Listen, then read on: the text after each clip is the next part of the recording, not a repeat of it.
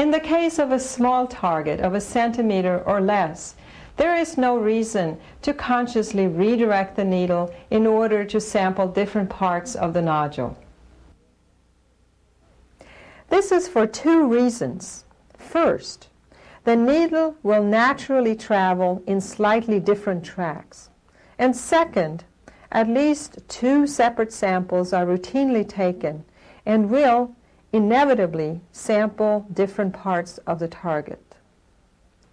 In the case of larger targets, there is concern about the sample representing the whole lesion if only one area is sampled. The needle may then be redirected into several different areas.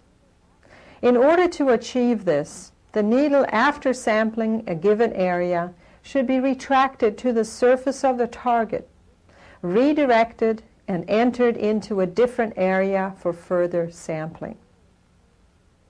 If the angle of the needle is changed substantially while deep within the mass, it will push the nodule to the side and possibly tear the tissue, but not effectively sample a different area. This maneuver is likely to cause unnecessary bleeding and discomfort. Redirecting the needle while sampling is time-consuming, and it makes it more difficult to assure that the needle is placed well within the target. Therefore, I would suggest an easier way to take a sample. In any given lesion, at least 2 samples are taken. Prepare the sample and then, using a new needle, go back and sample another area. This way, you have not only sampled 2 areas, but also avoided re-entering an area previously sampled and likely to contain a small hematoma.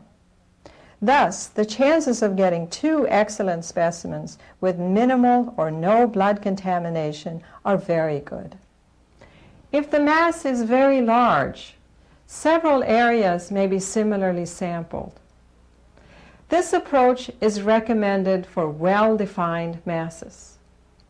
In cases of ill-defined areas of increased consistency, sometimes encountered in breast and other areas, it is feasible to gradually change direction of the needle, working through the tissue, creating a fan-like pattern. Because these lesions are composed mainly of fat with little resistance, the needle will travel through easily without significant discomfort or tearing of the tissue. This is a method for immobilizing small, less than 1 centimeter movable, well-defined subcutaneous lesions. With the 4 and middle fingers of the non-dominant hand, walk the nodule under the skin. Keep pushing until the nodule is trapped. Without lifting the fingers, pull back, stretching the skin over the nodule. With the fingers still in place, clean the skin and insert the needle tip for sampling.